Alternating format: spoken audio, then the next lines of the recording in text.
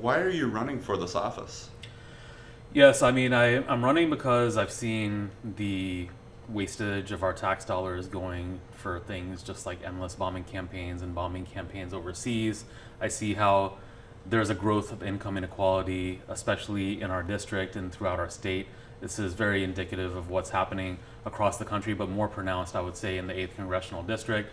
And while our tax dollars are being sent overseas, we have a slew of problems that are taking place over here, especially affordable housing, affordable healthcare, and affordable education. And so I'm running to obviously have a voice in terms of what's happening in the Gaza situation, where there's just an endless, bombing and what I would phrase as a genocide with over 50,000 people who have been killed. I'd like to see a permanent ceasefire, and our elected officials have not called for that, especially the incumbent in this race.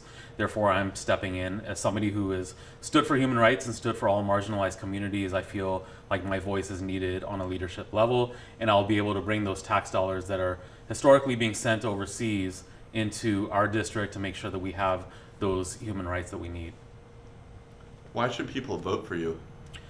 I have a proven track record of being a community leader in communities throughout this state. I've served communities in Yakima, I've served communities in Wenatchee, Sammamish, Issaquah, throughout the state. I'm somebody who is known to be responsive. I'm also a small business owner, or former small business owner, so I can relate to the struggles that many of our small business owners are going through during these difficult times. I've had to make those payrolls and had to deal with that. I'm not a rich person. I'm somebody who works in the nonprofit world, but I've stood on the right side of history when it comes to the major issues of our time. I'm somebody who is going to be responsive to the needs of the community and make sure that whether or not we agree on every single issue, I'm always going to be responsive and treat everybody with dignity and humanity. What is your reaction to Joe Biden stepping out of the presidential race? I think it's much needed, to be quite frank. For a wide variety of reasons. Obviously, there's a major erosion of confidence that has taken place even before the debate season with the whole uncommitted movement throughout the state. Over 90,000 people voted uncommitted during the presidential primary, so that is very indicative of people being dissatisfied with the situation over here. And with his eroding sort of responsiveness, I would say that it was time for fresh leadership within the head of the party, but also I think that's indicative of a need for fresh leadership throughout our political system. And so that is also why I'm running. How will you unify the people and all the voters inside of your district? Yeah, I'm somebody who is very community facing. I'm a community based person. I deal with people of all different political stripes. In my business world, as a coffee shop owner, I've dealt with people who are very right wing in their politics and people who are very left wing in their politics. But each person that came into my business, I treated with dignity and respect, and they felt safe and welcome in my space. The same thing. I mean, I've even talked in going door knocking and going to different events throughout District 8. I've talked to people of all political stripes, and I'm having very frank and candid conversations with them on each of these issues, and I think they like my candidness and my responsiveness to them, and I feel like I'll be able to be unifying force. And when I'm in Congress, obviously, like I'm not somebody who's scared to reach across the aisle and work with people. I've worked in coalitions, and my hope is to work alongside people from all political stripes. What are the three biggest issues that you think voters in your district face? Three biggest issues, I mean, they all really fall under income inequality, I would say, is just the massive rise in housing prices across our state and across our country. The fact that wages are not growing at a rate that is commensurate with the rise in housing prices. So we need more affordable housing built in our district. Whatever I can do on a federal level, I'm going to push for that and make sure that we can incentivize cities to have more accessibility for housing. Healthcare, as somebody who had a son who went to the emergency room the other day, I'm waiting on that bill coming in the mail, and that's going to be potentially thousands of dollars. We need a better healthcare system where our it's a human right in my opinion. So we need a healthcare system where it's not going to make or break somebody's financial life if somebody has a medical emergency. And finally, education. In talking to a lot of people within the district, when I go door to door, the number one thing that they talk about is education. So they're very, very concerned about their quality of their kids' schools. I see schools that are closing in Wenatchee and other places within the district. So that tells me on a federal level, we need to be spending more tax dollars here in our backyard, making sure that we're not sending those dollars overseas and focusing on, developing these schools and this healthcare system and the housing for our communities. If elected, what do you hope to accomplish during your term?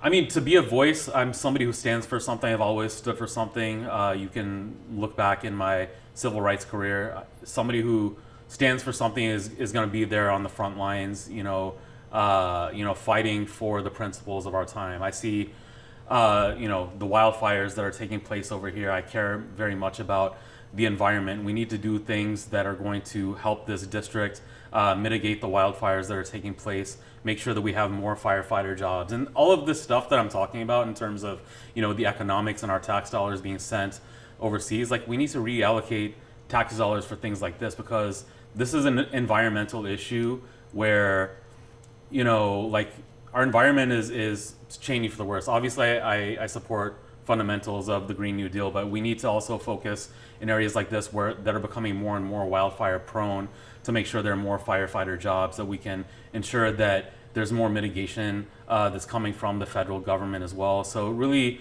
concerning about that, but also being a voice of justice. I stand up against injustice no matter who is committing the injustice. It can be any country. And also, we want to make sure that, I think one of the things that has sort of really, been a horrible situation for our political system is the exacerbation of dark money in our political system. You see tens and tens of millions of dollars of dark money being spent in races, by foreign PACs, by corporate PACs, and this is changing the regular voters' perceptions about who they're going to vote for. And I feel that's not fair. Thankfully, all of my donors have been individuals. These are grassroots donations. So, and I will not be taking any corporate PAC or foreign PAC money, any PAC money for at all. And so we need more leaders like myself who are willing to buck the system and stand up against that.